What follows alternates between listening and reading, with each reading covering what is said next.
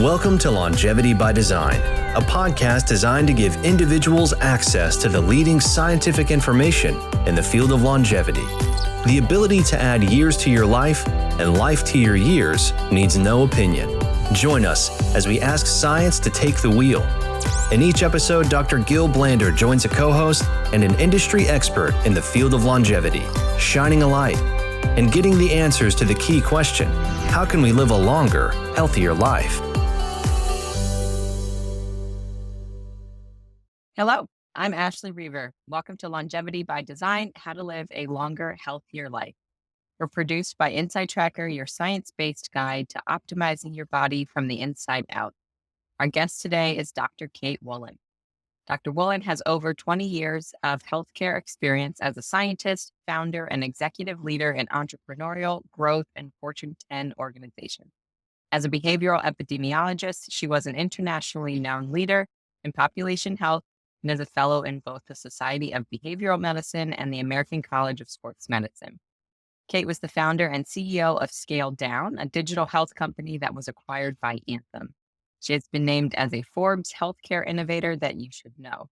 Dr. Woolen is an advisor to digital health companies, a partner at Pace Healthcare Capital, and a professor of entrepreneurship at Kellogg School of Management. Thank you so much for being here with us today. Thanks for having me.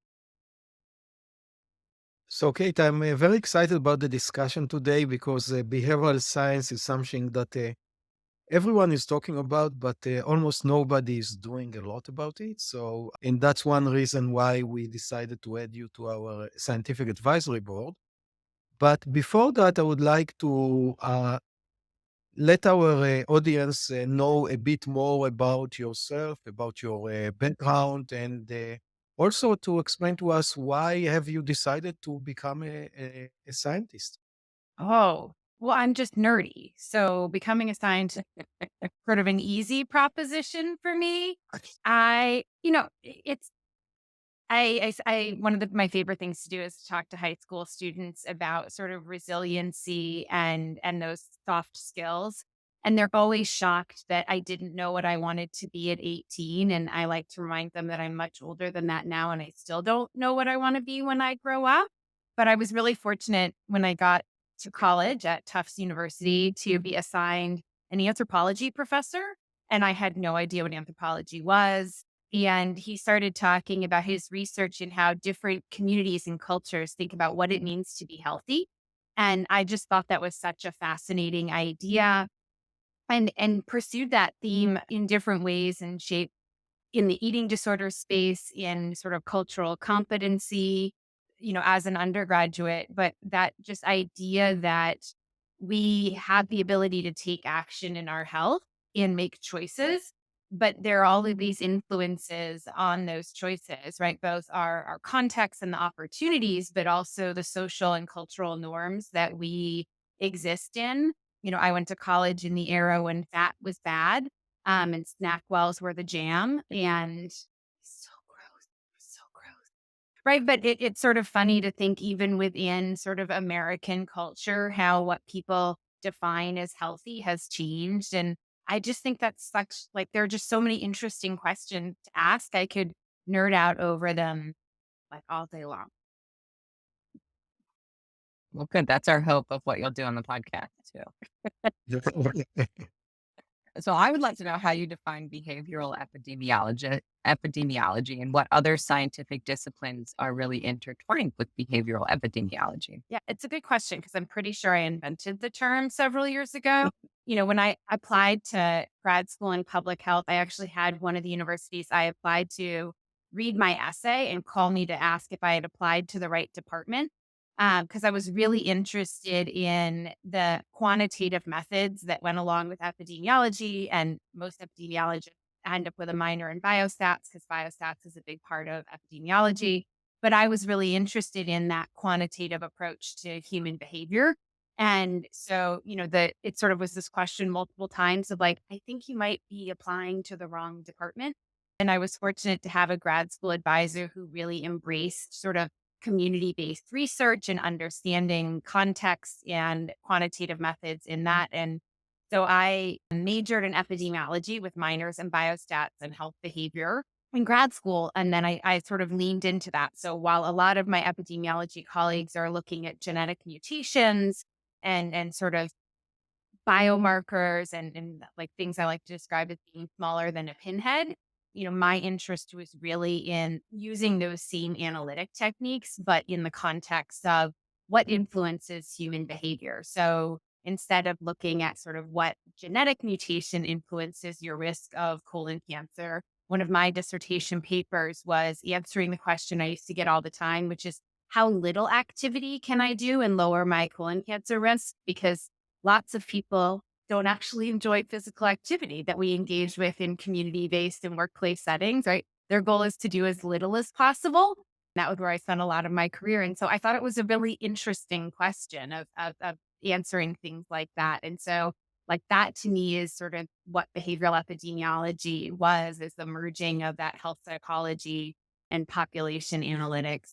So that's a good introduction to my question is, and the question is, as I said before, we are talking a lot about behavioral science, but there is not a lot of integration into product in healthcare and in wellness. So can you discuss it a bit and explain to our audience why it's so hard to integrate behavioral changes or behavioral science into a digital health product? Yeah, I mean, I think, the most basic level, what I say to people all the time is like, it turns out humans aren't mice, right? So, if we could put everybody in a little maze and tightly control the environment that object of, change is focused on, it would be a lot simpler, but we're not. And so it makes it really interesting. And I think that complexity is what fascinates behavioral scientists and has, led to all of that. But what I'd like to remind folks is, I'm part of the Society of Behavioral Medicine, which is an organization that's been around for decades, right? Like this science of studying health behavior change is not new. It just didn't, wasn't something that unfortunately got out of academia very, very early on. And so I think it's great that people are paying attention to it now. So, thanks to the behavioral economists for sort of being better at marketing, perhaps, than our psychology colleagues have been. But I think the flip side of that is that there's been focus on a small number of the behavior change techniques and not really embracing the full breadth of them. So, there's close to 100 different behavior change techniques that have been identified, but very few of them have been deployed into sort of real world interventions and programs. So there's still a lot of opportunity to do that. I think the other thing that an integral part of behavioral science as it relates to health behaviors in particular are two things that sort of make it unique and challenging. One is the incredible importance of context and the context that our behaviors have. So asking me to do something at home versus work is different. Asking me to do it, you know, around the holidays, right? Like sort of doing something the week of Thanksgiving and doing something the second week of January might be really different. My favorite thing is to pay attention, right? Everybody who loves to exercise like complains about everyone showing up at the gym in January and like, I can't get on a treadmill because all these people who don't exercise are here. And then, I live in Chicago.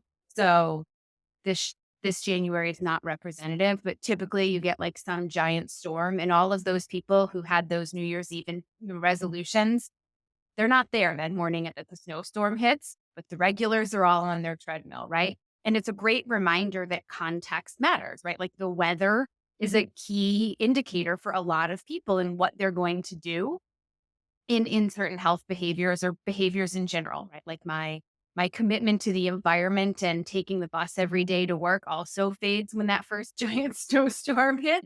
So, it's not just health behaviors that matters for, and so I think the other part of that, right, is context is not right. So, someone in your family you have a work situation that changes your financial situation. And all of a sudden, the context that you're making these behavioral decisions in changes and habits get disrupted as a result. And things move from being sort of automatic and using those processing mechanisms to requiring a purpose and a plan or a different plan than the one that had been working for you. So I think that part of health behavior change is just super, super interesting and really makes it a fun and unique challenge of how to do that. But, we do have a lot of interventions that have done that long before digital was around, right? We used to show up and teach people time management and teach people navigating setbacks and teach people how to plan for your environment or plan for the holidays in a different context. We just when I started in the field, we did that in a fancy binder with some really cool clip art graphics, but it worked. So, now one of the amazing things that we get to do in behavioral science is adapt in real time to those context changes and those behavior changes in a way that we couldn't when I started in the field because we didn't have real time information. And I guess with that, have your priorities shifted? What your goals for your career with your public health background, what you can do with behavioral epidemiology? Like, what are your priorities or things that you'd love to achieve with that? I think like sort of impact has always been a key motivator for me in those changes. It's why I left academia. So I still like am clearly very nerdy and love the science, but in academia, right, often you're running a clinical trial. So only half the people get your intervention. And, sometimes like people do really lovely things, right, where they offer the control group the intervention later on a delayed basis, which is a wonderful, thing to do from an impact and standpoint. But, when I left academia to launch Scale Down, we had our key partners sort of say, we think we're going to send you 10,000 patients in the first year. And I had this moment of thinking like, wow, if I had stayed in academia, I would have been lucky to deliver an intervention to 10,000 patients in my entire career. And this company is going to offer me the opportunity to do that in a year. Now, it turned out I got 10,000 patients in the first 3 months. So I was drinking from a fire hose. But, that opportunity to have impact is something that really matters a lot to me. It's what motivated me to go into public health in the first place. And it's still what drives a lot of my choices and motivation to do things today. It's why I've actually gone back to teaching, and teaching at a business school is the ability to sort of amplify what I've learned and share it with the next wave of entrepreneurs who want to come in and make a difference in healthcare. And if I can save them making, even one of the many mistakes I made in my path, like that's great because it means more, effective and impactful programs and interventions get out into the world.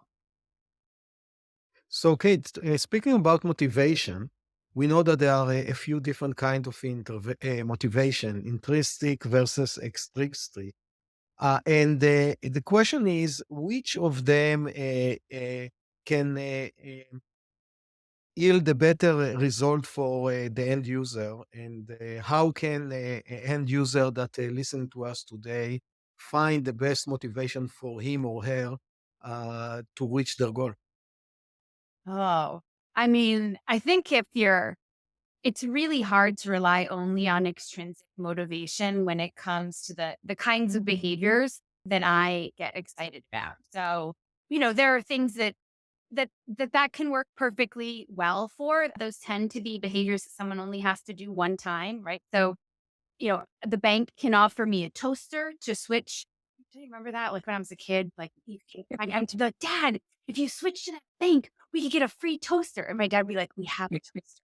Right. And I'm like, but we should get another one. Right. Like, those programs work well for those sort of one-time behaviors. Like I only need so many toasters. So you can't toaster my way to, training for a marathon, reducing my colon cancer risk through physical activity. And like you can continue to stack them, but it just becomes a really challenging thing to do from a scalability, sustainability, viability perspective of a program. And so I think, when you think about chronic behaviors related to chronic disease risk and those sorts of things, intrinsic motivation has to be a part of the equation. And I think the interesting question is how do we leverage the intrinsic motivation that people have, and how do we recognize that that is not a static thing? And so, we kind of have to scaffold around it with other things, right? So we have to have routines, we have to have reminders, we have to have extrinsic motivators that scaffold around that internal and intrinsic motivation that people have for it to work. So the way I've tried to explain it to people is sort of motivation is kind of like a fire. And if I go to build a fire and I just take that newspaper and I light it, right, it burns super hot and fast and then it's gone, right? And my husband is an expert campfire builder, like, you want s'mores, he's your guy, right? And so there's like all of these little twigs, and he checks each of the sides and he puts those around the newspaper. And then there's the bigger ones. And then like ultimately like the logs come, and there's a whole strategy that he has to building this campfire. And I complain about it all the time. Like I give him a hard time, right? And then I sit there, right? And so when I think about sort of doing behavior change, to me, it's like that. What is that?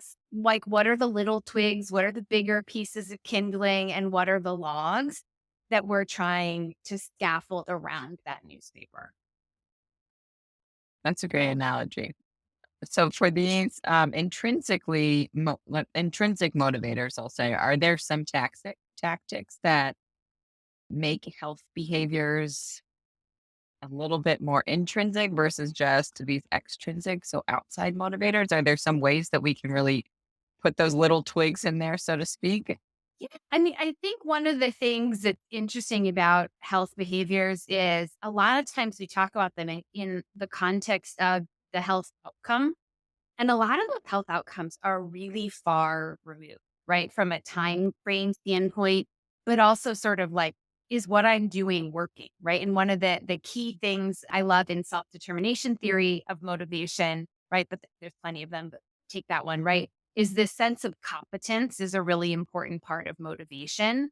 And so when you're talking about a cancer risk, a heart disease risk, like risk of death, right? Whatever that might be, like it's so far out that it's really hard to know if what you're doing is working and you're on the right path. And so I think the intrinsic motivators become really interesting and important there of, right? Like, yes, being physically active might lower my risk of having a heart attack someday. And that's fantastic. But if that's all I'm anchored on, like it's really hard to stay motivated, right? But if I can instead anchor on the fact that I am a much nicer person to be around, and my husband likes me a whole lot more when I've been physically active that morning, yell at him, right? Like that's a much better motivator. And I can see the benefit of it in a much shorter cycle. And so it becomes reinforcing, which is another really important part of behavior change and motivation is that self-reinforcing loop happens in a time frame that I can notice and measure and acknowledge and talk about. So, okay, that's great. But can you give our audience a few advice or tricks? How can they influence their motivation for something that is a far-fetched, like my LDL is high. Okay, so what? I might die from a heart disease in Yeah. 30 years. That, as you said, it's hard. But how can they continue to be motivated from today until the 30 years? So hopefully it will be Yeah. never that the heart disease will come. Yeah, I think those are finding those things that are measurable in a shorter time frame. So, if that is, you know, setting a goal and, giving yourself milestones, right? Like if to lower, to change my LDL, I need to eat, 5 servings of vegetables every day. And that's my goal. Right. And if I do that for 3 weeks straight, I'm going to have a reward, right? A reward is one technique for reinforcing that. But the other is sort of thinking about other ways of giving yourself feedback, right? So I happen to be quite a big fan of ice cream, but I don't always feel great after I eat a lot of it, right? So it's, having a mechanism to remind myself that when I choose something different, I actually feel great and actually paying attention to that, acknowledging it and recording it, right? One of the things that we sort of find in health communication is um, people tend to respond better to an additive versus a subtractive message framing, right? So instead of telling me to never drink, I'm not a sweet drink person, but like, Kate, you got to stop drinking soda altogether, right? We frame it as choosing beverages that are like choose water, right? And so you kind of see that. And what happens today is that people they'll track how much water they drink. And if you're drinking that much water, you're probably not drinking as much soda or frappuccinos or whatever other thing it might be. And so it's a much more positive thing to anchor on doing more. It can be really hard to anchor on like taking away because that doesn't feel as positive to people. And so tending to look for those opportunities to frame what you're doing along that like that long journey to lower, to changing your cholesterol as being something around those shorter feedback loops and anchoring on like what does feel different in the short term. And what about community? What role does our community, the people that we surround ourselves with, play in motivation and behavior change? Community can be good or bad, right? I mean, I think that's and at this point in my career, we were working on an intervention for women who had been diagnosed with breast cancer. And we were working on diet, activity, weight management related behavior as part of the program. And, one of the women said, like, I'm working really, really hard to make these changes, but my husband keeps buying ice cream and sticking it in the freezer. Right. So right. When you talk about like the context, right? Like it's much harder to avoid ice cream when it's sitting in your freezer all the time. And when your community and your support is actually working against you, it makes it that much harder to change your behavior. And we know that in prevention behaviors, we know that in addiction behaviors, that becomes really important. So I think that's one part of it. Right. The community can be a contributor to a lot of negative emotions, like so guilt and shame come into that. So we talk about it a lot around holidays, right? Because people will be like, oh, like, I'm trying to do all the right thing, but it's Thanksgiving and I really enjoy mashed potatoes and I don't eat them that often. But like, I know when I put mashed potatoes on my plate, Aunt Betty is going to look at me and go, you're diabetic, you shouldn't be eating those, right? And it's like I've done all of these other things to put myself in a position to have one spoonful of mashed potatoes on Thanksgiving, right? Like those things are really, really hard for people. And so I think there's that side of it. And then there's the flip side of all of these communities that provide support. And, for folks who love to be physically active and you love to go cycling and you hear people who are on Strava talk about Strava, right? Like it's the greatest thing that's ever been invented that like these people come and they show me these new bike routes and I moved to a new city and Strava was like how I made new friends because I found all these other people who like to ride these trails, right? Like it can be this amazing tool for helping support people's behaviors and choices. And so, I think it's to me, the devil is in the details on those sorts of communities. And I think one of the things we've seen as we've started to really study them more systematically is that those communities and that connection being genuine matters a lot. So I have a colleague, Sherpa who has studied sort of online communities and what they've found is that moderators putting content into a community does not have the same effect on the community engagement and the community behaviors as the organic content coming from a community. And so I think, those learnings around what it takes to have successful community is really interesting. The other science in the space I find fascinating is from a colleague of mine who's at the University of Alabama, Birmingham, Wendy DeMark-Wanifried, who studies dyadic interventions. So having a partner as part of a program. And Wendy did this awesome intervention with cancer, women who had a cancer diagnosis and having them bring their daughter in as a partner in the intervention, knowing that there's often like a hormonal or genetic component to cancer. So obviously lots of behavioral elements of it as well, but that would be a prevention intervention for the daughter and a survivorship intervention for the mom. And I'll never forget sort of Wendy describing like the moms loved it, thought it was like the best thing ever to be doing this program with the daughters and the daughter. Right. It's like one more thing for my mom to nag me about. I think was like one of the quotes from a participant. And obviously like that may not be true for every mother, daughter, dyad.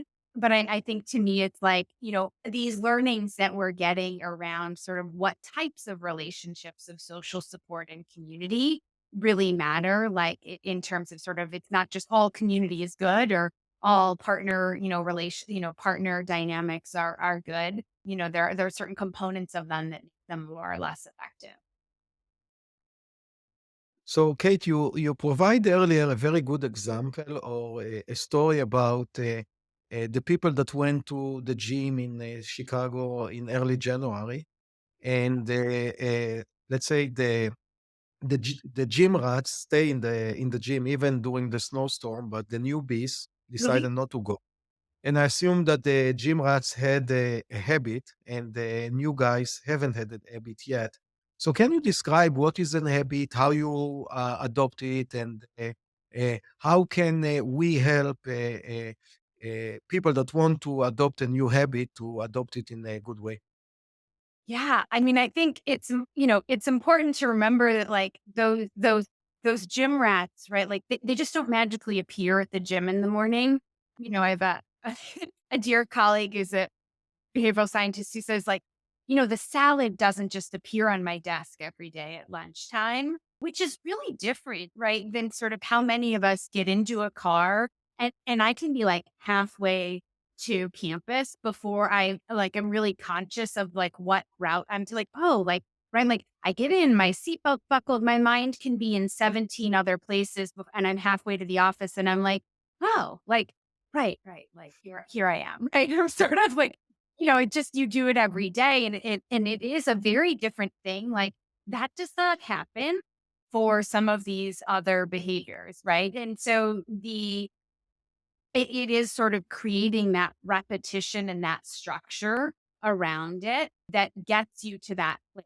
So for those gym rats, right, like they're getting up every morning and they're, like one of the things that we try to teach people when they're trying to build those habits is, packing your gym bag the day before, you put your sneakers like there. So, when you get out of bed, like you trip over them. Now that wouldn't fly in my house because we are a no shoes past the front door place, but you kind of, what are the things that you're going to do? So that when the alarm goes off and you haven't slept well and you're like, I would just like to hit snooze and go back to sleep, right? You're not going to do it. You're going to get up and go.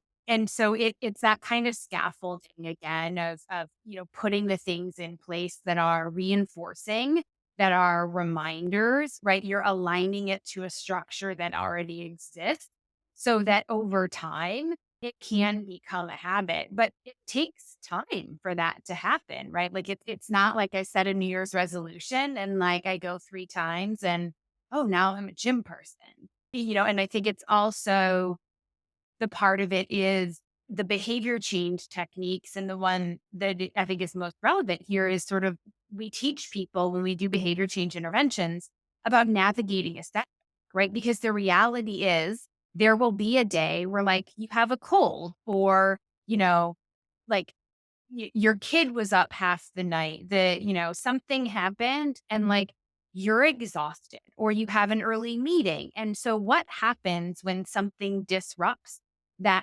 architecture that you have put around it? And what we want to make sure happens is like, okay, that happened, Tuesday morning, didn't get to the gym. What happens on Wednesday? Right? Are you now like, is the dialogue, I guess I'm not a gym person? Or is the dialogue, I didn't get to the gym today? Like tomorrow's a new day.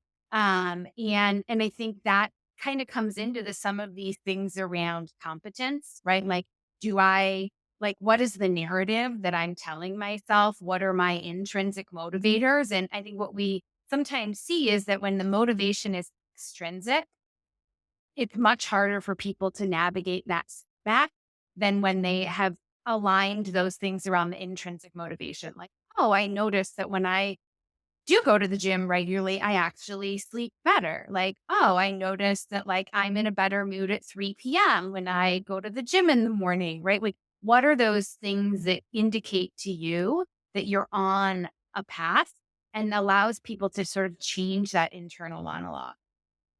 Yeah, I see it also as a priority because you can wake up on a Tuesday morning and see that you have a meeting and you don't have time to go to the gym. You can always go in the afternoon or in the evening, and is watching TV is more important than going to the gym. So you always can, you have a building block of the day of 24 hours. Mhm. Let's assume that you work 8 hours. You still have a lot of time to play around. And it's all a matter of priority. If your priority is to watch TV and another episode on Netflix, so most likely you won't be in the gym. I mean, I think it is priorities, but it's also it's another great call out of one of the other things we teach people is time management skills, right? So, like, for me, I have a teenage athlete who has practices in the evening. And so, it's sort of like, okay, if I don't work out in the morning, like I'm driving to practice, like what does that mean? Like there just isn't time. And so I've got to do it in the morning? Or like, do I have a backup plan? Right. And is my backup plan like, I'm not the average American, so like caveat that, but like I'm the person who it's 15 degrees out and I'm doing laps around the ice hockey rink, right? Because I just need to get some activity in. And like, is it the same thing I would have done at the gym? No, but like I like literally I am a nicer person when I am active. And so it's better for everyone if I go like, you know, do 20 minutes of laps around the building, like while they're doing warm ups. And then I go in and watch the game. And like everyone else sits in the rink and has a chat and I'm with my little thing, right? Like that's a thing I learned in like my very first job in public health. It was like a suggestion that one of our exercise physiologists gave to like one of the groups was like, they were like, I don't have time. Like I have to take my kid to soccer. And they were like, well, walk around the soccer field. And I was like, oh, that's a great idea. I can do that. Right. And so it's the time management. And of course, like one of the things we hear all the time is right, we now know that these are not isolated behaviors, right? Like, so I want you to exercise. I want you to get 8 hours of sleep. I want you to eat, 15 servings of vegetables a day and whole grains. And that means cooking. And all of those things take time. And so time management actually becomes one of the most important pieces of that scaffolding around behavior because it's much harder. My grandmother was a home economics teacher. So I think I just grew up in like a very different environment than most people. She planned the meal for the whole week, right? And that meant like when she came home after a long day on Tuesday and she was exhausted, it wasn't like, I mean, one, we couldn't have afforded it, but like it wasn't like, oh, I'm tired today. Like I'll just, order pizza. Like the meal was planned out. The ingredients were in the fridge. And it was, again, like one of those things where like, I don't have to think. I'm just executing the plan that's there.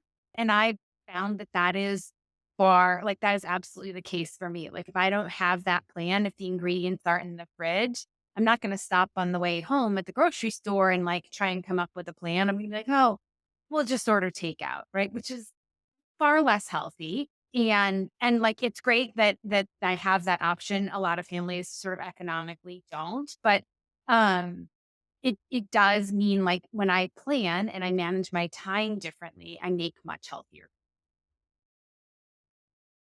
And that kind of leads to my next question of if there's some factors that can predict if someone will be able to stick with the habit. It kind of seems like inception a little bit, figuring out, we want them to do this. Now, what can we also do to make sure that they do this so that, down the line something happens? Yeah, I mean, I think we really do consistently see that resources make a difference, right? So, people who are working multiple jobs, right? Like there's just more challenges in that time.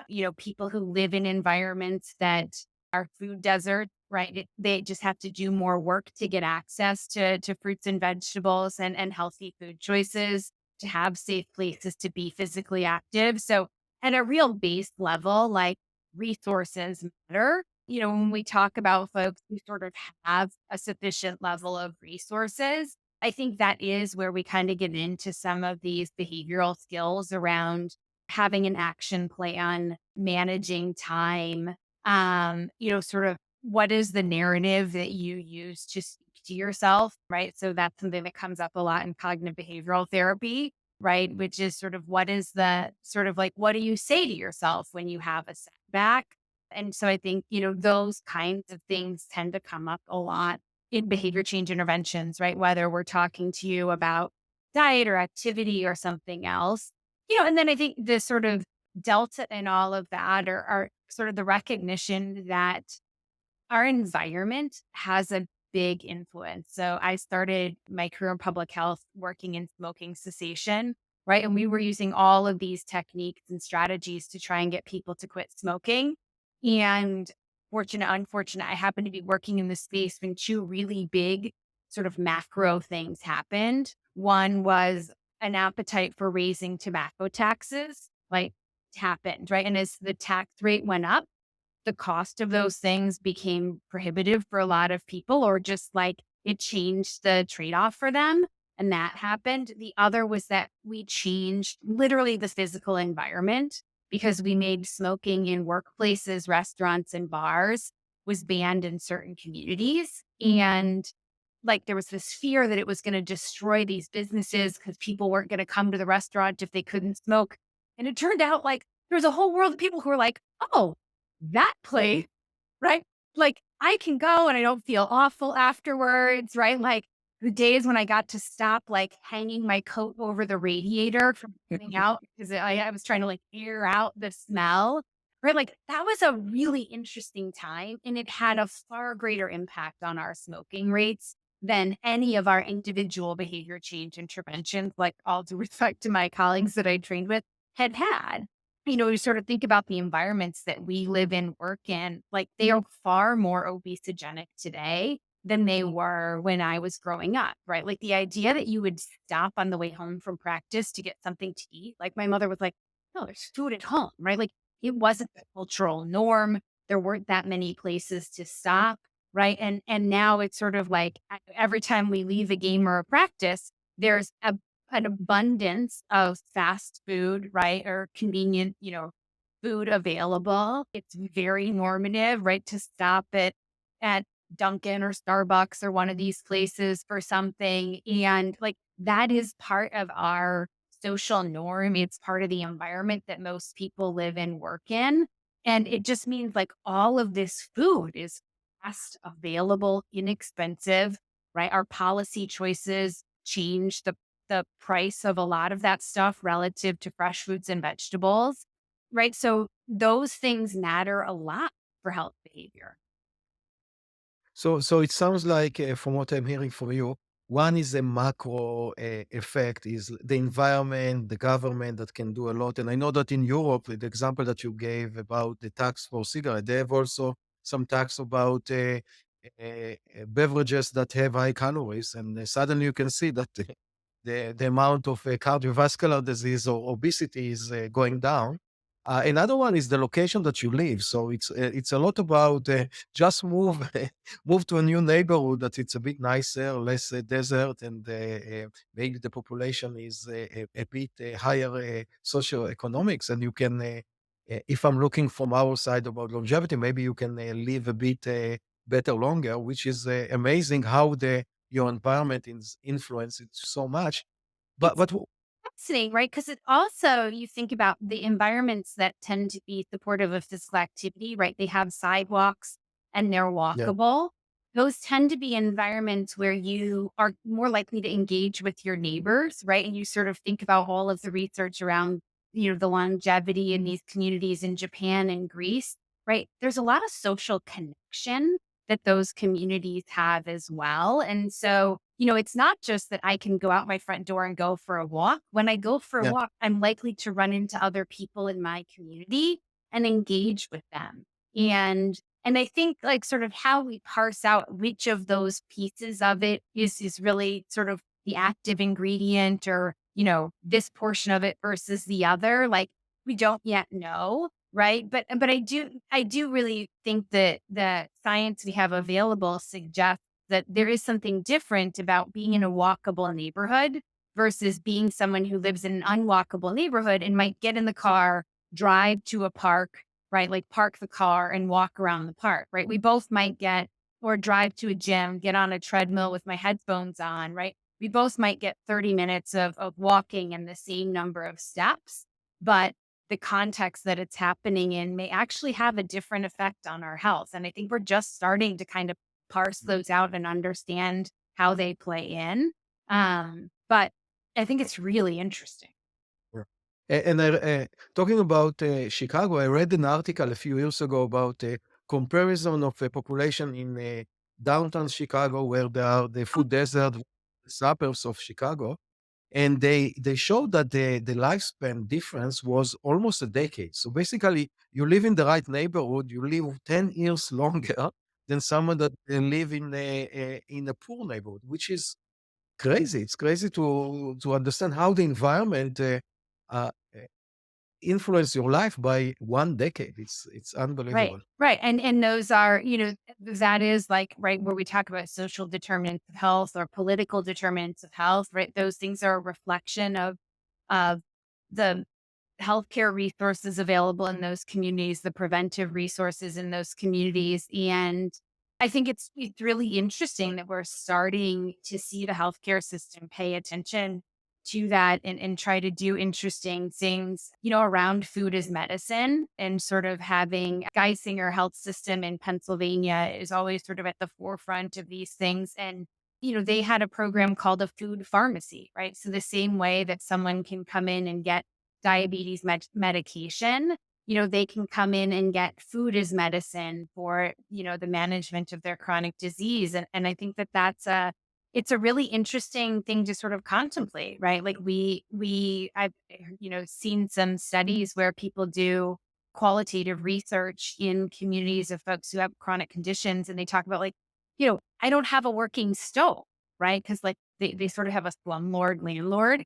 And, so it's like, you can tell me all, till you're blue in the face about the value of like, cooking rice and beans as a high fiber, low cost food, but like, I literally don't have a working stove. Like Yeah. that, kind of those things just, right? Like we were talking about before, like real base level for a huge section of society is very different than the fortunate position that a lot of other of us sit in. Yeah. Yeah, and going back to the discussion about the habits that we started a few minutes ago, and unfortunately I drifted, so sorry about that.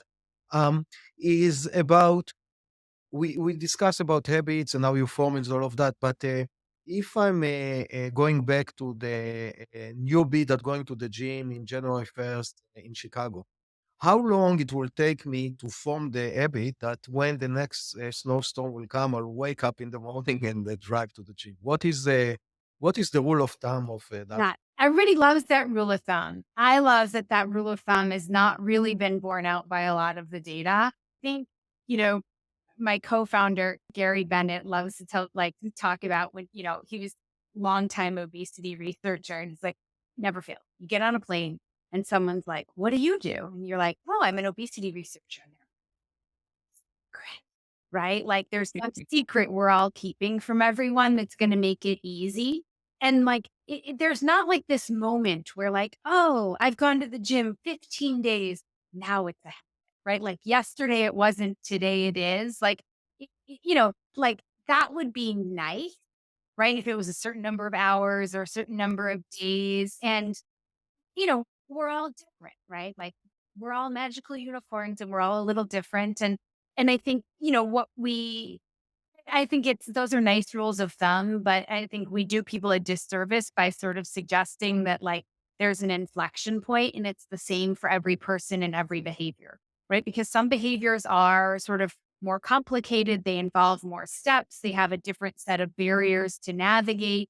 And so I tend to avoid them because I think what I fear is that when someone sort of hits that rule of thumb threshold and it's not a habit, the narrative is like, oh, I'm not one of those people, right? Like I'm not a gym person. I'm not an active person, right? And like you, you we're all active people, right? Some of us just, don't like to run marathons, which is a-okay.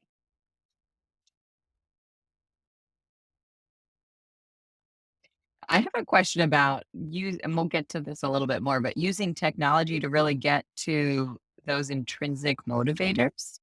And your work, I'm sure, essential on a lot of those themes of really getting to the core of the things that will make people stick with these habits when they are a bit more difficult.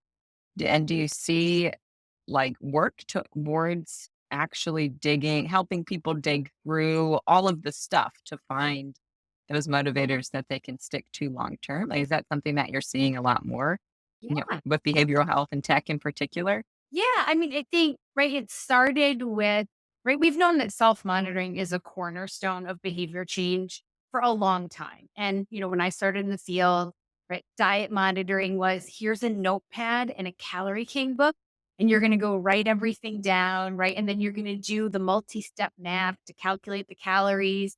And like, it's time consuming and it's burdensome. So when technology put that, right, in a Palm Pilot, or ultimately like in an app, right? Like it made it easier and it took some of the friction out of it. And that's great, right? Because we are trying to take friction out of things for people. And so we did see some slight improvements. It wasn't just about the technology of the self monitoring, right? Part of the self monitoring is the awareness that comes with it. So, one of the questions is like when you take the tracking, the manual tracking out of something like activity monitoring, do you actually do people a disservice because they're not as aware of it over the course of the day? And therefore they're not actively sort of intervening on themselves. It's an interesting question. I don't think we have an answer on it yet. At the end of the day, that self-monitoring was part of a larger system of creating self-regulatory feedback loops. And I think we do a disservice when we think that technology is the end of the solution in those things, right? In you know, 25 years ago, right? We thought like, oh, if we come into every workplace and we do a blood pressure screening and people know their numbers, right? And they know they're hypertensive, they're going to automatically change all of their behavior and our risk of people having heart attack and stroke is going to just go away, right? And know your numbers wasn't sufficient then, and it's not sufficient now just because we've made those numbers easier to access in the palm of your hand and like height and more precise, right? We still have to do the behavior change. We still have to teach those behavior change skills. We still have to put those techniques in place that allow people to do that. And so I think, technology has an important role in that, right? Like you, as my health coach, can see my numbers in real time and you can provide feedback in a short, right? We can tighten that feedback loop. So that's awesome, right? Like you can actually see my data today instead of waiting a week until we have our coaching session, right? Like I can monitor myself over the course of a day, right? So I can actually see at noon that I'm unlikely to hit my activity goal for the day if I continue on this trajectory. So, I better go walk around the ice rink at 5 p.m. because otherwise I'm not going to hit my goal for the day, right? Like that is an interesting opportunity to intervene. And I think we also sort of have this tension between population health, right? Like what is true for the population as a whole. And as a public health person, love that. But also we're all different, right? And so you and I can have the exact same exercise plan and eat the exact same thing. And we're not going to have the exact same results because we're different people. And so technology's ability to help us get more personal with that, I think is really compelling. I think that we just had to kind of cut through some of the noise that just sort of like having my data is going to, automatically help me figure out what's different about me than Yeah. you, right? And we have to still sort of do the work of doing that testing and learning and it's sort of interesting. I guess like the example I love from it is like if you have a Nest thermostat, right? Like that control system engineering, like the Nest is learning your family's habits and and adjusting the thermostat to sort of create an energy saving environment for you. So how do you use that technology and the other behavioral information to kind of create your own individual ecosystem, right? So like that to me is the interesting place of where technology has a role to play, but like I still have to say like, no, don't make the thermostat 85 degrees. Mhm. It's Yes. funny to see that technology on so many things. Yeah. How your baby sleeps when you get in the car. It's crazy to see that everywhere. Yeah. So, Kate, it is a fascinating discussion, and we actually prepared a lot more questions that we would like to ask, but we are unfortunately running out of time. So we'd love to host you again, and we will try to set up the time in the future. But I think that it was a great discussion. I think that there is a lot of material for our audience to learn and to understand that behavioral science, in my opinion, and I'm not behavioral scientist, I think that is the most important science, because at the end of the day, if you know everything and you're not implementing it, what is the value of knowing it? So definitely we would like to dedicate another episode for that. And I will let Ashley continue with the summary question, and we'll take it from there. Yeah, so we always wrap up by asking our guests if there is a top tip that they have, or maybe a handful of tips for improving health span that you yourself implement every day. Oh, well, I tell you the one I'm working on, which is my sleep. And so I like as we, your sleep sort of changes as you age. And so I feel like it's one of those things where I keep having to learn new techniques to sort Mhm. of navigate that. So I'm currently working on getting my temperature right for sleeping. And so I would like it to be freezing cold. And that is not going over well in my household, but I'm working on it, getting it. So if someone just recommended, I haven't tried it yet. So this is not a recommendation, is a blanket that helps pull the heat off of you so that you're not so hot at night.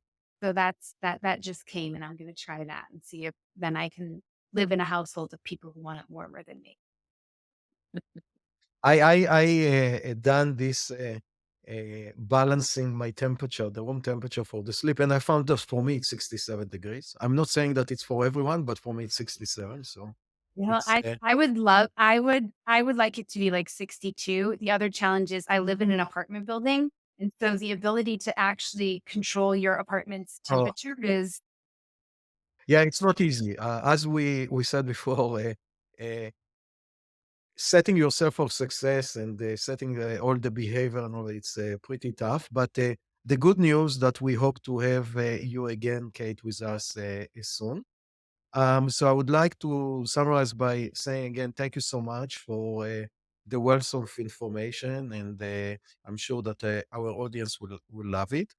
And we look forward to exploring the research in the field of longevity each month with you and the leading scientists. For more information, please go to www.insidetracker.com/podcast. Again, thank you so much, Kate. thank you. Hello, everyone, and welcome back to Longevity by Design. We really enjoyed our initial conversation with Dr. Wallin, that we wanted to continue that conversation on the science of behavioral change. We'll jump back into our discussion on technology and behavioral change, and then we'll dive into topic including diet improvement and specific behavioral change tactics. Welcome back, Kate. Thank you so much for having me back. Okay, so in our first conversation, Kate, we briefly discussed some pros and cons related to technology and behavioral changes. So would you like to give us a refresher about that? Well, I mean, I think as you and I have discussed this before, there's been a lot of changes in technology and the quality of that technology and a pretty rapid acceleration in the last few years, which is really exciting. But I always like to sort of go back to the good old days, when I started in this field, and we would give people, I used to have one in my office, the old spring mounted pedometers, like the original ones. Right. And we would give those to people in like a notepad, and they would record, they had to like look at the thing at the end of every day and write it in the notepad. And, I think we got really excited when a little bit more technology came into step counting devices, that we were going to see better outcomes as a function of better sort of knowledge of numbers that came with that.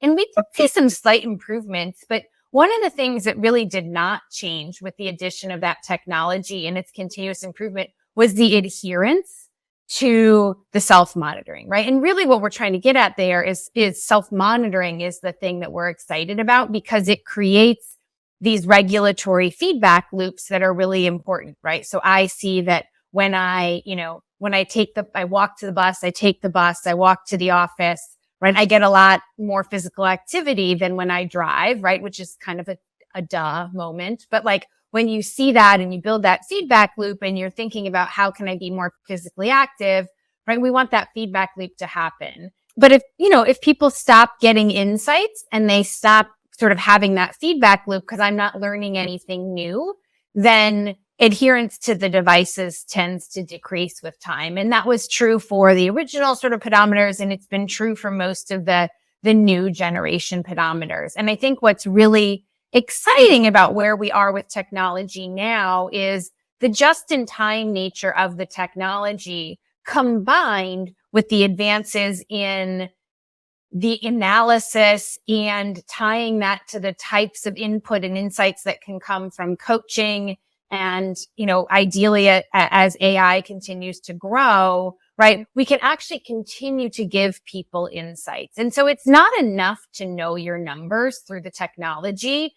It's really around the insights and the other behavior change techniques that can be married to the data from that technology that allows us to drive the behavior change that we need to see consistently over time to really change chronic disease outcomes. And so I think we're really at the precipice of an opportunity for those things to come together. But, like a lot of things, we also have lived through enough hype cycles that we know the devil is in the details, and lots of people have made those claims in the past and we really haven't seen them come through. But I am optimistic that we are really at this point with what we can do with that technology to really deliver value to people, in part because of how we can marry it to, the coaching that people provide, right? And so if you've ever worked with an amazing dietitian, that, them getting that real-time data allows you to have a really different conversation.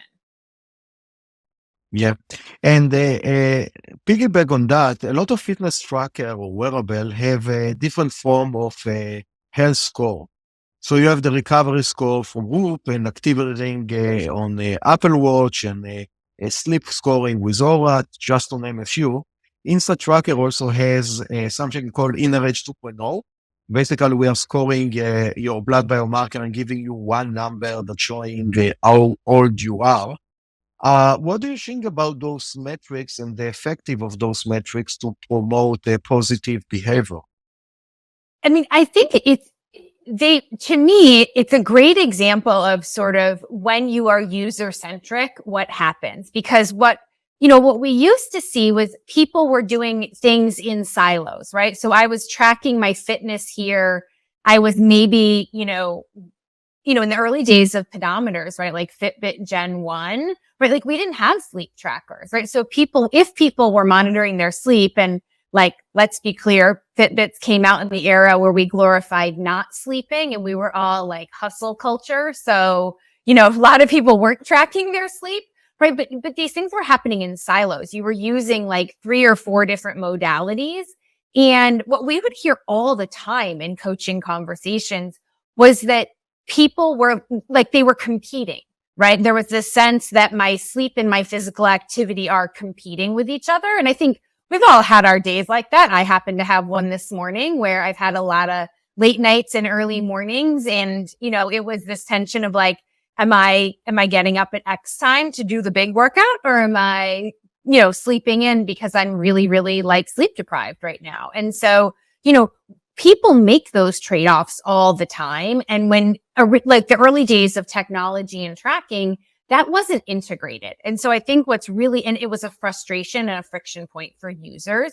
And so what I really love about these scores is they are an effort to consolidate and bring data together to help people make those choices, right? Because we are going to make trade-off choices of like, I have time to cook. I don't have time. Like, right. It's like I can do one or the other, but maybe can't easily do both. Right. And that reflects out. And so, okay, like, and we used to hear, all kinds of things, right? Like the one I used to love was around questions people would have around alcohol. And the conversation around alcohol has really changed a lot in recent years. But, back in the day, it was this study says alcohol is helpful for cardiovascular disease. And this set of studies says that alcohol is a carcinogen. And so how do I make decisions about that, right? Like which one do I choose? And so I think it is this sense of there's conflicting information out there and people are trying to make sense of it and consolidate it into a course of action. And so what I love about those integrated scores is they're helping people to try and do that. Now, of course, you and I know, Gil, as scientists who get really in the weeds on risk scores, right? Like there's variability in the quality of them and variability in the data that they take in. And of course, one of the things that's most important in those risk scores is how we handle missing data, right? Because there'll be things that are missing. And so I think for me, the question around those risk scores is always the science behind them and important for people to recognize that there's not equal science across those scores. Okay, so that's a very good point. What you are saying, those scores should be also based on science, and it's not enough for it to be gimmicky because maybe the end user is smart enough to understand that, I don't know, the stress score is not really a scientific score, or the apple closing the ring. Yep. Nothing will happen if you instead of standing up at 10:50 at the 50 minutes of every hour, people do it 10 times and not 12 times, you will still be alive. But some other scores are a bit more important. If your glucose will be too high, you have a better chance for diabetes. My follow-up question was about scores or follow-up comment that what I understood from you is that it's not enough to have a score. The score should be based on science and clear to the user, and the user should trust in the score because if let's take the Apple Watch example that you close the circle, it really doesn't matter if you burn 600 calories or 450. It's not a big difference. But if the score is a score of, let's say, your score for how likely you are to have diabetes, that's a score that is very relevant and clear to the user, and they will take it more seriously. Is that correct? Yeah, I think there's two parts of it that I always like to remember, right? Is that score that isn't super scientific might be really exciting and it is a user. And so it might keep me engaged and motivated, but it might not have clinical value. And so I think one of the challenges is that like some people get really excited about closing their rings and right, like that to your point, like the number may have a lot of error in it, but people find it motivating. And so it serves a purpose. Right. I think the challenge, as you rightly point out, Gil, is that sometimes the methods in the data calculation are not particularly precise. Right. And I think the best example of that is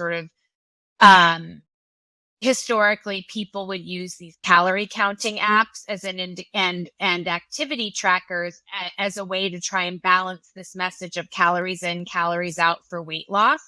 And so we would hear people all the time who would use the estimated calories burned from like a treadmill at the gym, which are really imprecise, as a determination of how much they could eat that day. And so, and then the calorie calculations and sort of what they eat would be similarly imprecise. And those two things could sort of amplify each other in an unfortunate direction where people would be really off based on that. So, I think it's sort of understanding, to your point, right, the sense of, am I trying to give a sense that like I got enough activity today, I did some activity today, like how are those numbers being used becomes really important. Yeah. And I can give you my example. I'm hopping on the scale every day. And if it's a day that I gain a lot of weight from yesterday, I will plan my nutrition differently than a day that I went on the scale and my weight was substantially lower than the day before. Again, I'm not sure if it's good or bad, but that's what I'm doing. And if I'm going now trying to connect it to a question that actually we received from our audience that we're really excited about the discussion with you, and it's really connected to that, is they ask, how can we use behavioral change for improve substantially our diet? What are the tools that we can use using behavioral change to make our diet better? Yeah. I mean, I think your example of the scale is a great one, right? Because you're creating a feedback loop for yourself. But I think you also know, because you're a scientist, right, that there's some natural fluctuations in your weight. And so there will be days where, you crush your diet, right? You eat all of the right things. And, you get up the next morning and the scale, maybe the number hasn't gone down as much as you were hoping for. And there's just some natural variation that happens. And of course, you know that other things play into that, right? Your sleep and other things that are happening. And so for women, like hormone levels can play into that as well. And so what we try to encourage people to do is to use it as a tool, but not to get super hung up in the number day-to-day fluctuations, but sort of, are we tracking over a period of several days or weeks on that? And so I think it's that, to your point, sort of understanding the measurement, what goes into it, and also the measurement error, right? So I also like to highlight to people that the body fat composition estimates from many of the scales out there are pretty imprecise, and to be pretty wary of how much they anchor on fluctuations in those numbers. I think to the question from your user around behavior change techniques, there are 100 behavior change techniques that scientists have identified. And so, there's a lot of them that can go into supporting our diet. And so just a couple examples is sort of the changing your environment can be a really important one. And so having spoken with some of the dietitians on your team, Gail, I know some of these are ones that they're likely using as well, but the food environment that we have in our home plays a lot into supporting our dietary choices, right? So it can seem like pretty basic things, but can make a big difference, right? That there's a bowl of fruit on the counter. So when I walk into the kitchen because I'm actually hungry or I'm bored hungry, right? That I'm choosing, the first thing I see is a healthy choice option. And I'm not tempted to sort of go open the cupboard with maybe the less healthy snacks in there, because I live with family members and everybody has their favorite snack. So I can't entirely eliminate some of the junk food from the household if I'm totally transparent about it. Right. So we do things like that. We like to do things like action planning. So if you're going to an event or you're going out to dinner, that you're sort of contemplating what your plan is for managing your dietary choices, right? You still want to be able to go out to dinner with friends. You still want to be able to go to the family barbecue, but maybe everything there isn't going to align with your healthy eating plan. And so you actually have an action plan for how you're going to manage that. We'll work with people on behavior change techniques around what happens when, right? Like I have the day where I do this, right? Like I can, easy peasy for me to turn down the generic catering pastry at the office, but like someone on my team, actually hand makes this amazing family recipe, that's part of team bonding. I also enjoy eating those things, right? So I don't want to not eat them, but then what am I going to do if that wasn't in my plan for the day, and how am I going to adjust so that it doesn't sort of feel like, I've totally gone off the rails and all is for naught, because it isn't, right? Those things happen and we should enjoy being with people. We should enjoy breaking bread together and building community. And, the other part of that is, who do we surround ourselves with and how do we build support from those around us? And so, one of the things I think is really interesting from some of the science is that because families have different food preferences, and so we tend to accommodate all of them in sort of what's in our pantry. And the research has found that when a younger member of the family, like a kid, is the one who the family has been recommended to make some dietary changes, the whole family gets on board and makes those changes. But when mom is the one who's trying to make those dietary changes, no one else is making those changes with mom. And so, to me, it's a great example of how, the support of the people around us can actually make a difference in our outcomes, but it can actually, when we're doing it with someone else, make us easier for us to make healthy choices too.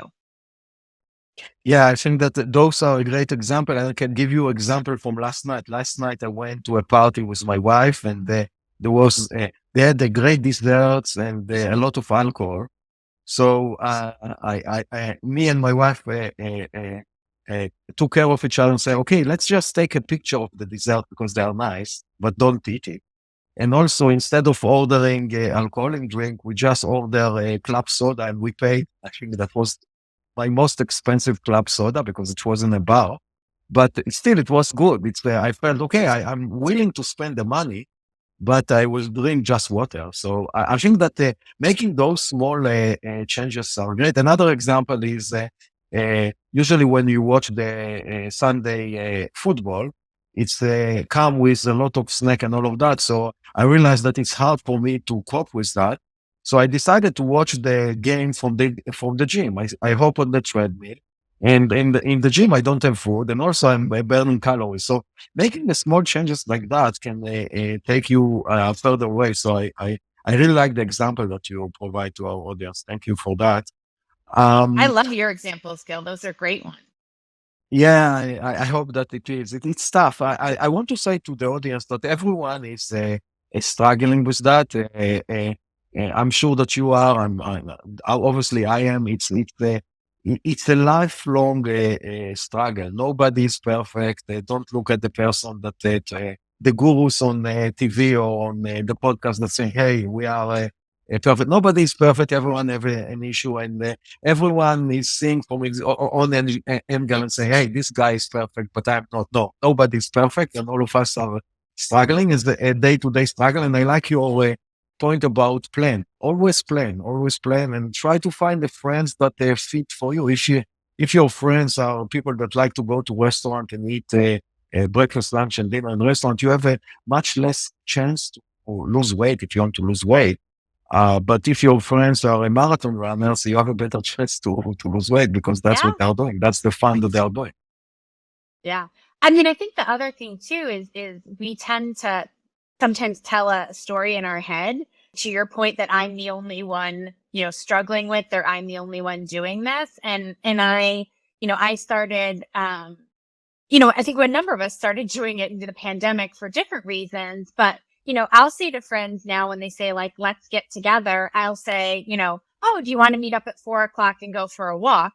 And the number of friends who are I'm like, oh my gosh, that's a great idea. Yes. Right. And so we're doing that instead of meeting up at 5 o'clock and going and having a cocktail.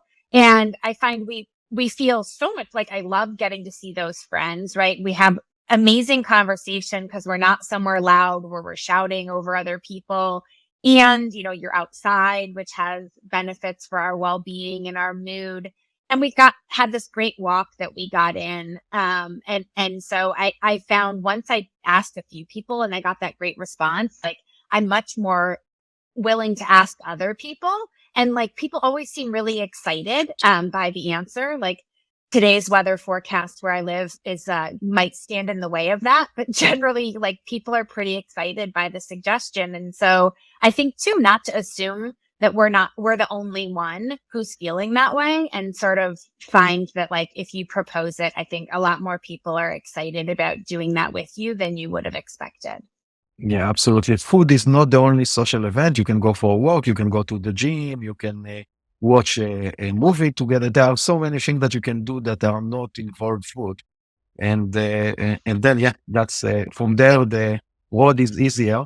Another question that we heard from our listener is about a person that traveling a lot. And Oh, because of that, he or she need to uh, uh, eat a lot of the meals outside in a restaurant. So how can you help him or her to be better? it's tough, right? It's really tough. I had a period of time where I was traveling every single week, and it can be really challenging. I think I used to do a couple things. So one was to always pack some things in my bag that were snacks that I enjoyed. And that would sometimes allow me to get through a situation like we were talking about where the options aren't that healthy until I could get to a healthier option. So that was one part of it. So like I was always the person who like when I left, got on the plane, like there was, an apple or an orange in my bag. Like I would do some like healthy snack food things that I would take with me to help with that. That was one part of it. And then I think the other part of it is sort of again that action planning. So, sort of looking at the events you have and trying to get a sense of, okay, where is my highest risk? And how do I then plan the best I can, right? The other things around it. So, you have this big client dinner and that client loves to like go to a steakhouse and they're going to order 3 bottles of wine. Definitely going to order dessert, right? And so, okay, like I'm going to try the rest of the day to make choices that sort of counterbalance to the extent that I can the impact of that is one part of it, right? And like the next part of it for me is like, like I might take the glass of wine, but I don't actually have to finish the glass of wine that's poured for me. I might take one bite of dessert to be polite, but I'm not going to take, do the whole thing. Like I actually think people care far less about what we're eating than we think they are. Like we're very worried about that. But in many social situations, not all, like people really don't care that much. I think the other part is it being really important. We kind of talked about this before is like to offer ourselves some grace, right? That like we don't have to be perfect. And, so it is that sort of like, I'm not going to have a perfect day when I'm on the road, but what are the things that I can do to make it as good as I can in that Yeah, no, I think that it's a very good suggestion. I can say that in the last couple of months I was traveling a significant amount of time, and what I'm trying to do is fill my bag with good stuff in my bag. So when I'm hungry, at least I have something that is healthier. And I agree with you. Sometimes it's okay to have a off day, because if we all the time will have an on day, we'll become more and more frustrated about that. So once a week to have your cheat day or cheat meal, and then eat whatever you want. That's okay. We need to enjoy life. So I think that a very good suggestion for our audience. Another question is, and I think that we touched it a bit a few minutes ago, but I think that it will be good to go deeper into that. What about someone who want to improve their diet, but is surrounded by a family member or coworkers that are not supporting of that? What should she do?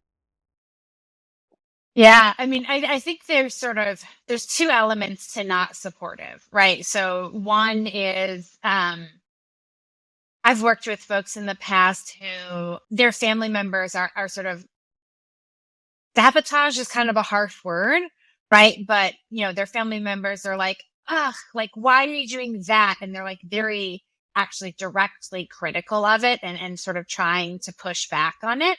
And I find oftentimes that is more reflective of them and how they're feeling than it has anything to do with you. And I just kind of have to, I think it's one of those places where you can't change them and you just kind of have to, I try to like just put those sentiments from them in a box and like do me. And to your point, right? Like you're going to go out, you're going to go to family dinner with that person and they're going to say like, oh, like, all you healthy eating people, like, and they give you a hard time and you just kind of, you do your best to say like, I didn't ask for your opinion. Like, here's what I'm doing. And like, tomorrow I'm going to go hang out with people who have my back, so, you're trying to build some support in other places of your life, but like recognize like you're never going to convince Aunt Betty that like, you know, life is not sad when you're not eating junk food all the time. Like she's going to do her thing. I think that the other part of it is like I kind of referenced before, like, our family members, particularly, I think I find this a lot with parents that, there are things that like, you know, like I have a kid who is extremely active and, we just need to have some grab and go things in the cabinet that are just about getting like calories in between games. And those are things that like sometimes can be tempting to me, but aren't my healthiest choices. And so for me, that is around, keeping the healthy choices there as well, so that it's not just sort of one type of food environment. So I think there's two different parts of that, like friends and family who aren't supportive are they actively trying to sabotage, or are they just sort of like they're doing their thing and it's a different thing than you're doing, and you kind of have to figure out how to coexist. Okay, and what if they are the kind that trying to sabotage? What is the best way to deal with them? Yeah, I mean, I think it's you try and contain the time that you spend with them. You try to counterbalance that by spending time with people who are supportive. And I think trying to convince them that you are right is probably not worth your time, right? Like it's really hard to change other people. And so, a lot of it for me is around like just putting their perspective in a box that I can just, set over here on a shelf, set it aside, and like that's their opinion. They're gonna have it. I'm gonna keep doing me. No, I think that that's a good suggestion. Sometimes, in order to keep you good and healthy, the people that you are with are not the right people. So spend less time with them, unfortunately. Yeah, and that's hard. That's hard with family, right? But Yeah. but sometimes it's I try to frame it as it's not that we're spending less time with family. We're spending more time with the people who are our friends, right? We're spending more time with the people who are supportive. Yeah. Yeah, it's the same in I think so tracker. I see it as I'm looking at it as food. So instead of cutting bad food, if you inject more good food, then you have less time for the bad food. So it's exactly like that Exactly. with your Exactly. social. If you spend more Right. time with good people, you have less time for the bad people, but less good people. Exactly. Yeah. Exactly. Yeah. Yep. So, Kate, in our previous discussion, you mentioned that there are close to 100 different behavioral change techniques. And our audience would like to know more about some specific behavioral change technique that you have in mind, but they aren't getting enough attention and they deserve our listener to try. Good. I mean, it's a hard question for me to answer because I know you guys use a bunch of great behavior change techniques inside Tracker. So I think your audience is maybe not representative of the average population. I think some of the things we've just been talking about are the ones that I would really point to. Is that we forget sort of building social support and changing our physical environment and social environment are huge supporters of behavior change. And so I think, when we surround ourselves with people who support our path or are on a similar path, it makes it so much easier to be successful in that. Right. And I think, we used to see that a lot I started my career in public health when we could still smoke in bars and restaurants, right? When we could still smoke in workplaces. And when you saw those physical environments change, you saw a lot of people's behavior change on something that is incredibly addictive. And so to me, it's a great example of when everyone around us is doing or not doing something, it makes it far easier for us to make that, engage in that behavior. So in a way, you are saying that the extrinsic environment is so important, and there is a lot. Maybe there is a lot for the society and the government to do. The example of smoking is a good one. I remember when I was young, everyone smoked, and I remember all the bars, and I think that in Europe it's still like that, but in the US, you don't see anyone smoking in the restaurant. So in the past, you had to compromise and say, "Hey, I really want to go to a restaurant, but someone will smoke." Now you don't have it, so and you can see the effect on the on cancer and other smoking-related diseases. I can give you an interesting example. I'm Israeli, so in Israel they decided to make a big tax on sugary beverages, Mhm. and they started to see the effect on that. Now they changed the government changed, and at least for the Orthodox side of the population, they have a big families and they really like the to drink the Coke with meals.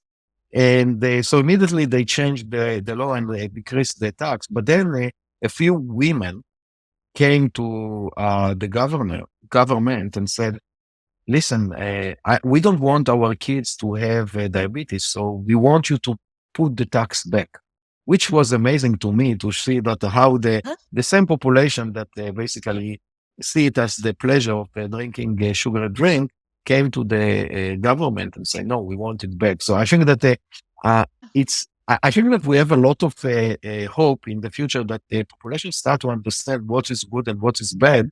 And sometimes they make it expensive. The same with cigarettes. Cigarette, you can everyone that want to smoke can, but you have a big tax on that, so it is Ah, expensive. yeah. I think those are great examples, right? And kind of focused on policy. But I think the other one is just, you mentioned being Israeli, and I go there with my students every year. We're heading in weeks. But one of the things that sort of stands out to me is the way that young people will sort of gather on the beach, right? Like they have their spot that they're going to meet up with their circle of friends and they hang out in the beach. And, we see that in some parts of the US, right? Like people who live in Colorado will meet up with their friends and go hiking or biking. And in California, you see, well, and then when you look at sort of the chronic disease rates, the health behavior profiles of those states, like there's a lot of variation in the US from state to state. And some of that may be health policy, but some of it may also just be the social norms of how different, it's sort of like, yes, we all live in the US, but there really are big differences in some ways from sort of what the culture of how people gather and how they spend their time can vary from one state to the next. Yeah, and even I'm piggyback on your location, Chicago. I read an article about that that in Chicago the population that live in downtown, especially in the area that the tough area with the food, they call it the food desert. If you look at the lifespan, they might live 12 years shorter than someone that live in the suburbs because they don't have access to a good food. They don't have a good education. They are too busy. They're working all the time, so they are smoking and they don't rest. So I think that to follow up to what you said, where you live is so important because if you live in a place that you have a greenery around you and you can go for a run and you can sit and see the Right. birds and look at the Right. And those sky. those food deserts, right, to your point, the communities that are a food desert tend to also be places that don't have great access to spaces to be physically active. They tend to also be places that don't have great access to primary health care, right? So Yeah. people aren't engaging in preventive health care, right? They are communities that have just sort of been marginalized on a lot of different levels. And all of that, it's why we talk a lot about, social determinants of health. And, and those are to kind of bring it full circle, those are reflective of policy decisions that get made about where we're going to invest in our communities, right? And decisions that have been made in Chicago about which communities are going to be resourced and which communities are not. And so I think, it is, I think important to recognize that we don't all have the same access to make the same choices. Yeah. So if we will continue in this line and say, okay, let's assume that you are a person that live in Chicago in the food desert, and you want to get out of the statistic that you will have a chronic disease or metabolic related diseases.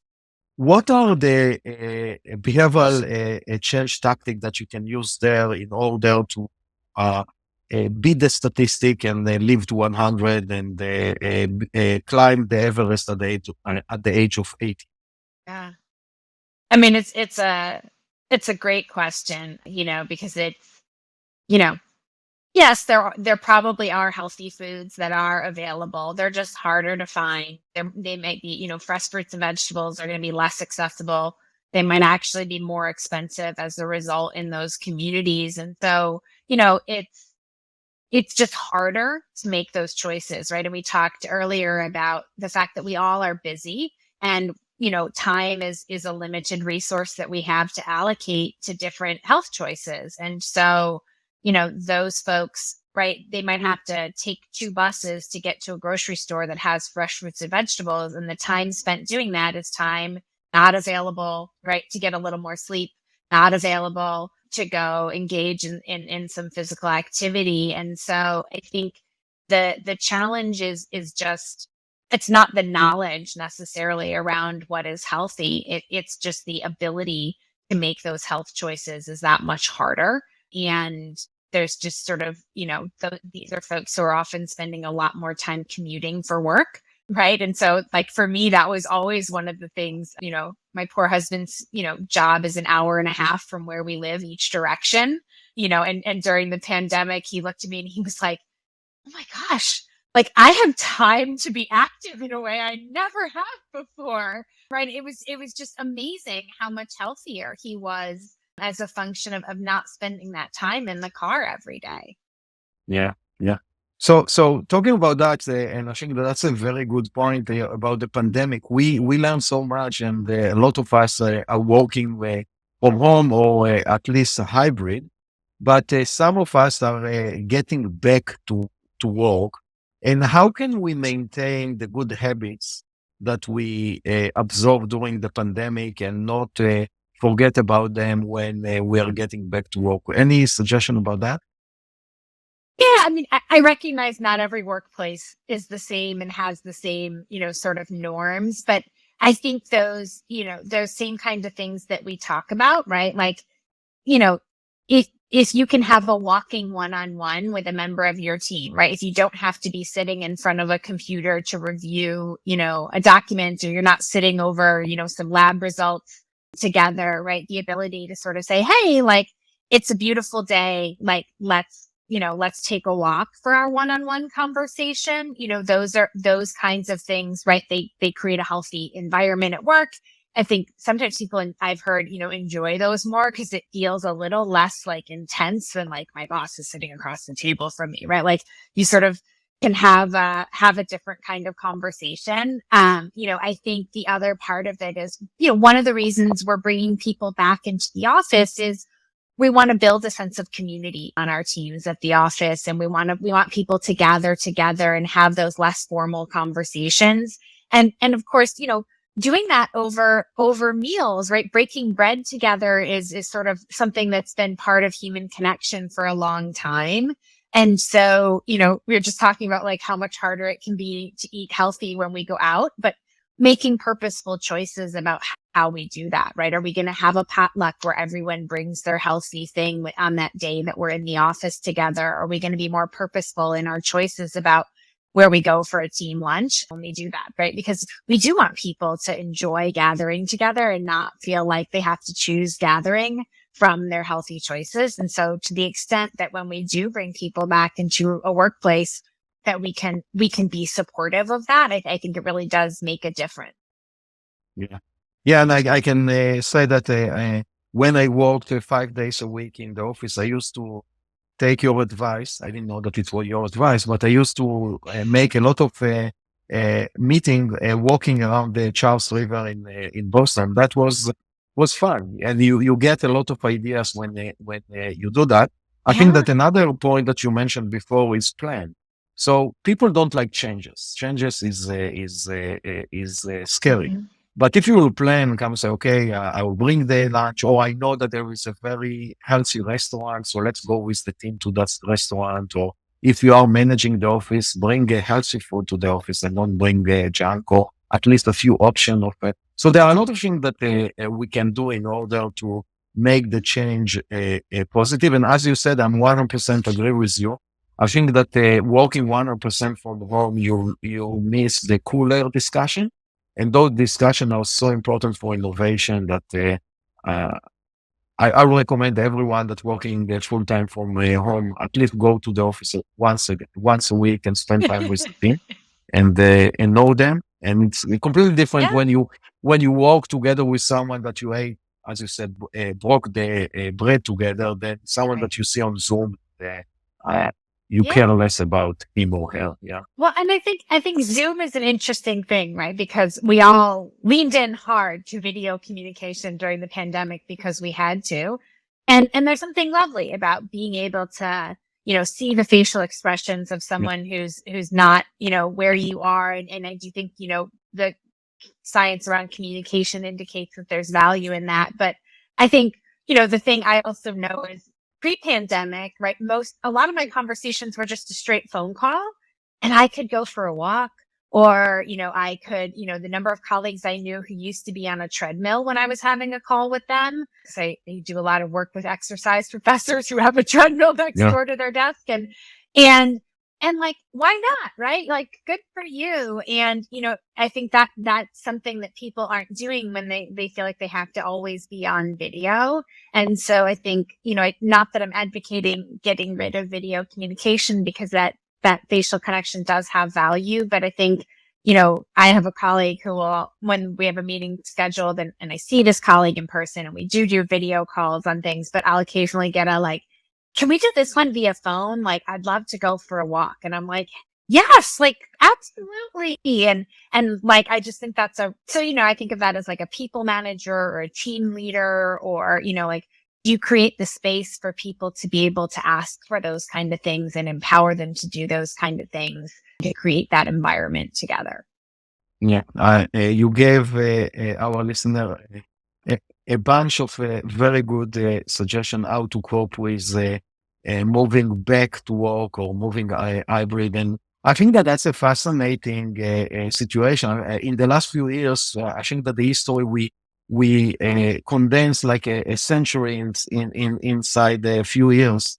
Hopefully it won't happen again, but we learned so much from this situation. And I think that also the innovation was amazing, how they developed a drug in like 9 months, and Zoom went up and now down, and Peloton was the best company in the world, and now it's the least company. And it's the truth is somewhere in between. So I think that the last few years was a very interesting fast forward experiment that I don't think that we know exactly what is the output of that, but Right. it definitely was an interesting experiment, and definitely a lot of people needed some help with behavioral changes and behavioral science.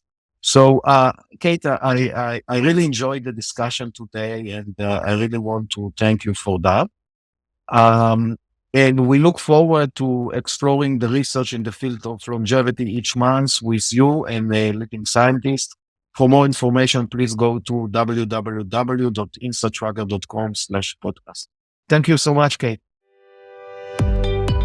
Thanks for listening to Longevity by Design. Please subscribe to this podcast on Apple, Spotify, or YouTube.